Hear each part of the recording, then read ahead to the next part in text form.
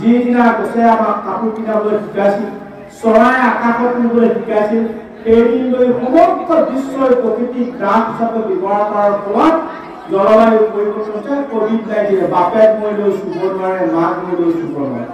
আপোনালোকে এতিয়া মনত ৰাখক, সেই সময়ত ধৰ্মপুৰুষসকলৰ চাৰ্টিফিকেট আছিলে, শংকৰ মাধৱে হওক, বুদ্ধদেৱে হওক, যীশুখ্ৰীষ্টই হওক, হজৰত মহম্মদে হওক, তেওঁলোকৰতো চাৰ্টিফিকেট নাই।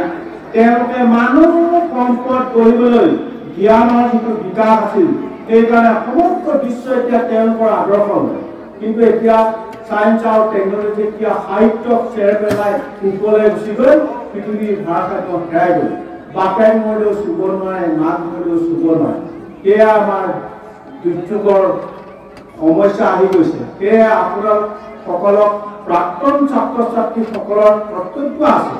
আজি আমাৰ প্ৰাক্তন ছাত্ৰ ছাত্ৰী বয়সস্থ মানুহ তেওঁলোকে যিটো বক্তৃতা দিছে, সেই সময়ত কবি সাহিত্যিকৰ ভাষা কি আছিল, সেই সময়ত গায়ক গায়িকাসকলৰ ভাষা কি আছিল। ভূপেন দাই কোনোদিন প্ৰকৃতিক বাদ দি গান গোৱা নাছিল। জয়ন্ত হাজৰিকাই কোনোদিন প্ৰকৃতিক বাদ দি গান গোৱা নাছিল। কেৰে নলিনবালা দেৱীয়ে কোনোদিন প্ৰকৃতিক বাদ দি কবিতা ৰচনা কৰা নাছিল। সেইদৰে দেখা যায় এতিয়া আমাৰ মাজৰ পৰাই ৰাজীৱ শদিয়াত মৃত্যুবৰণ কৰিলে কম বয়সতে। তেওঁৰ গানত কি অৰ্থ সোমাই আছে, অসমীয়া জাতীয় চেতনা, এই জাতীয় চেতনা এতিয়া প্ৰাক্তন ছাত্ৰ ছাত্ৰীসকলে নতুন প্ৰজন্মক শিকাব লাগে। কাৰণ এই সময়ত শিক্ষাগাৰত প্ৰাক্তন ছাত্ৰসকলে আমিও কলগছৰ ঠাইত পঢ়া, বস্তাত বাঢ়ি পঢ়া, আমাৰ যেতিয়া জ্ঞানৰ বিকাশ যিটো আছে, সেই সময়ত জগন্নাথ বৰুৱা প্ৰায় ধুৰীধৰ বৰুৱাই আমাক গধূলি তেতিয়া ক'লা কেৰাচিন তেল আছিল, চাকি লগাই পঢ়িব লাগে। গধূলি গধূলি সেইবোৰ শিক্ষকে লেম্প তুললৈ আহিব, ঘৰে ঘৰে গৈ কয়, চা তোমাৰ ল'ৰা ছোৱালী পঢ়া শুনাত বেয়া হৈছে দেই, অলপ চাবা। গৃহস্থক কেনেকুৱা অনুজ্ঞাত ছাত্ৰ ছাত্ৰীক শিক্ষা দিছিল। এতিয়া সায়েন্স আৰু টেকনলজিয়ে যেতিয়া ল'ৰা ছোৱালী অত্যাধিক আধুনিকতা কৰি গ'ল, তেতিয়া আমাৰ বিপদ গৈছে। এতিয়া ল'ৰা ছোৱালী সোধক, আপোনালোকে গ্ৰেজুৱেশ্যনলৈ চিঠি লিখিব নাজানে, এপ্লিকেশ্যন লিখিব নোৱাৰে, গোলাঘাটৰ চাৰিসীমাৰ কথা নাজানে, অসমৰ চাৰিসীমাৰ কথা নাজানে, ভাৰতৰ চাৰিসীমাৰ কথা নাজানে। কাৰণ দেখিছোঁ বিদেশত চাইনাত বিশ্বৰ 195খন দেশৰ ভিতৰত 13খন দেশে ইংৰাজী কয়, বাকীবোৰ নিজৰ মাতৃভাষাত কয়। মই এইকাৰণে বিশ্বখণ্ডত অসমীয়া ভাষাতে ভাষণ দিওঁ, জানিলেও জানিবি, নেজানিলেও মই অসমীয়াই জানো। ভাষা কলাকৃতি সংস্কৃতি অবিহনে দেশৰ উন্নতি সাধন হ'ব। চীনত যাব আমাৰ ল'ৰা ছোৱালী কয়, কাৰণ চীনৰ ভাষা শিকিবই লাগিব। সিহঁতো হিন্দী আৰু ইংৰাজী কেতিয়াও নকয়, ফ্ৰান্সত কেতিয়াও নকয়, জাৰ্মানীত কেতিয়াও নকয়। তেনেকুৱাবিলাক দেশৰ ল'ৰা ছোৱালীবিলাক পৃথিৱীৰ পৰা সৰ্বশ্ৰেষ্ঠত আছে। আৰু চীনৰ ছাত্ৰ ছাত্ৰীবিলাকক কোনোদিন তাত মোবাইল ইউজ কৰিবলৈ নিদিয়ে, কোনোদিন সিহঁতক মটৰচাইকেল চলাবলৈ নিদিয়ে। সিহঁতৰ ল'ৰা ছোৱালী খেলা ধূলাৰ পৰা ধৰি বিশ্বৰ ভিতৰত 1 নম্বৰ। আমাৰ এতিয়া আপোনালোকৰ মোবাইলৰ সৃষ্টিৰে আমাৰ ল'ৰা ছোৱালীক পঢ়াই কি হৈছে, ডক্তৰ ইঞ্জিনিয়াৰ বিলাকৰ চিট জৰি লৈ মেনিয়া বেমাৰ এটা, ডক্তৰ এটা চিট জৰি লৈ মই নহয় ন, তেনেকুৱাবিলাক আমাৰ দেশত হৈছে।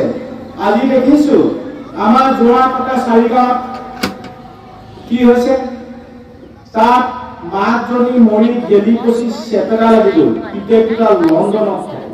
তেতিয়া মাক বাপেকক চিনি নোপোৱা মানুহটোৱে আপোনাক মোক চিনি পাব পাৰিবনে, এই পৃথিৱীক ভাল পাব পাৰিবনে?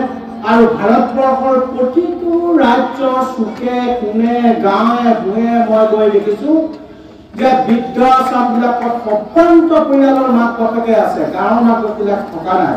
সেইকাৰণে কেন্দ্ৰীয় পঞ্চায়ত মন্ত্ৰীক মই দিল্লীত গৈছোঁ, এবছৰ বিহু মই খাবলৈ পোৱা নাই, তাত আছিলোঁ দিল্লীত। তেতিয়া মই যি পৰ্যন্ত ভাৰতবৰ্ষত থকা গাঁওবোৰ উন্নতি নহয়, সেই পৰ্যন্ত দেশৰ উন্নতি সাধন হ'ব নোৱাৰে। সেইকাৰণে গাঁৱৰ ফেচিলিটি যিমান দিব লগা আছে চব দি শেষ কৰি দিয়ক, নহ'লে গাঁৱৰ উন্নতি হ'লে দেশৰ উন্নতি সাধন। এতিয়া চৰকাৰে সেইটো দৃঢ় পদক্ষেপ লৈছে গাঁৱৰ উন্নতিৰ কাৰণে, সেইকাৰণে ধন্যবাদ জনাইছোঁ। আৰু মই ভাবোঁ আমাৰ ল'ৰা ছোৱালীৰ আগত আমাৰ শিক্ষা ব্যৱস্থাটো খুব ভাল আছিল, ভাৰতীয় শিক্ষা ব্যৱস্থা এইটো আছিল পিতা ধৰ্ম পিতা স্বৰ্গ পিতাহি পৰমো তপ ব্ৰিটিছ যেতিয়া আহি গ'ল ভাৰতীয় শিক্ষাক লৈ বিদ্ৰোহকাৰী এইটো আহি টকা ধৰ্ম টকা স্বৰ্গ টকাহি পৰমো তপ পইচা মানে মাক বাপেকো চিন্তা কৰে এতিয়া ভাৰতবৰ্ষৰ সংবিধানখন নিজবগীয়া নহয় ভীমবাৰ আম্বেদকাৰে যি দুজোপা গছৰ তলত ভাৰতৰ সংবিধানখন চহী কৰিছিল মই দুৱাৰটি অধ্যয়ন কৰিছিলোঁ আমাৰ তেতিয়া দেখিছোঁ ভীমবাৰ আম্বেদকাৰে কিয় ৰাতি 3:30 বজাত চহী কৰিছিল তেওঁ চহী কৰা নাছিল দিনত কিয় কৰা নাছিল ভুল আছিল ভুল কাৰণে তেওঁ কৰা তেওঁ বলপূৰ্বকভাৱে চহীটো কৰাইছিল তেতিয়া সেই সময়ৰ গভৰ্ণৰ কোন আছিল লৰ্ড মাউণ্টবেটেন আছিল ব্ৰিটিছে জানিছিল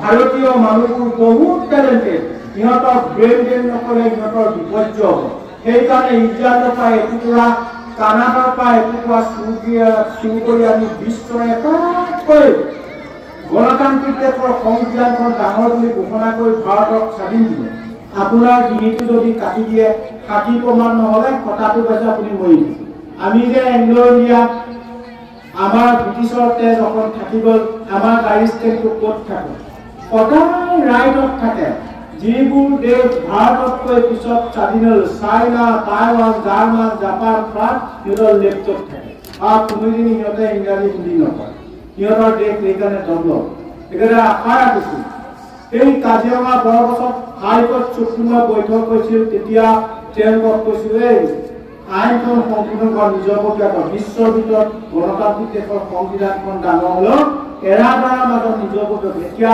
খুব সম্ভৱ আইনখন নিজবগীয়া অলপ কৰিছে এয়া গোটেইটো নাকচ কৰিব নোৱাৰে সেইকাৰণে আমাৰ দেশত কৰিবলগীয়া এতিয়া আমি ভাগ আমাৰ শিক্ষা ব্যৱস্থাত কি আছে LP স্কুলৰ পৰা ঘৰৰ পৰা শিকায় ককাকে ৰোৱাটো কাটে বাপেকে ৰোৱাটো কাটে নিজে গজাটো কাটে ল'ৰা ছোৱালী সৰুতে চাই আছে আৰু LP স্কুলটো দেখিছিল এই বিল্ডিংবিলাক বনাওঁতে তাত গছ আছিলে তেতিয়া LP স্কুলত মাষ্টৰে নিবিলাক গছবোৰ কাটি বিল্ডিং ঘৰটো বনাইছে ল'ৰা ছোৱালীবোৰ চাই আছে আমি গছ কটাটো শিক্ষা দিছোঁ LP স্কুলৰ পৰা ঘৰৰ পৰা কিন্তু গছ ৰুই সংৰক্ষণ কৰা সেইটো শিক্ষা দিয়া নাই নথকাৰ ফলত জলবায়ু পৰিৱৰ্তন COVID-19 আহি গৈছে সেইকাৰণে দুখ পেলাব লাগে ল'ৰা ছোৱালীবোৰক লৈ যে আমাৰ ঘৰতে সিহঁতে ভুগিব যোৱা বছৰ আপোনালোকে জানে যে যোৱা বছৰ 5টা ল'ৰা ছোৱালী মৰিছে গৰমত যেতিয়া গৰম বন্ধ দিয়ে তেতিয়া কম্বল লৈ শুব লাগে আগষ্ট ছেপ্টেম্বৰত গৰমত লখিমপুৰ ডিষ্ট্ৰিক্টত 5টা ল'ৰা ছোৱালী মৰিলে স্কুলে যাওঁতে তেতিয়া এই বছৰ 52 কি হ'ব তেতিয়া আমাৰ নিচিনা বয়সস্থ মানুহ জীয়াই থাকিব নাই ল'ৰা ছোৱালী থাকিব নাথাকিব সেইকাৰণে ভাৰত চৰকাৰৰ প্ৰতিটো ৰাজ্যত ভাৰত চৰকাৰ অনুৰোধ কৰিছে অসম চৰকাৰ গৰম বন্ধটো উঠাই দিয়ক যেতিয়া মোবাইলত আগজাননী দিব টিভিৰ আগজাননী দিব সেইটা বন্ধ দিয়ক এই ল'ৰা ছোৱালীক লৈ পাকা ফেলিব নালাগে ল'ৰা ছোৱালীক মানৱ সম্পদ বঢ়াত আপোনালোকৰ বহু কৰ্তব্য আছে বিশেষকৈ মহিলাসকল 2020 চনত ইংলেণ্ডত তাহাঁতৰ ফ্ৰান্সত কেইবাবাৰো গালি দিছোঁ নহয় ইংলেণ্ডত গৈ তেতিয়া আৰু উপায় নাই 2020 চনৰ 11 এপ্ৰিলৰ দিনা মোক কুইন এলিজাবেথৰ এৱাৰ্ডটো দিলে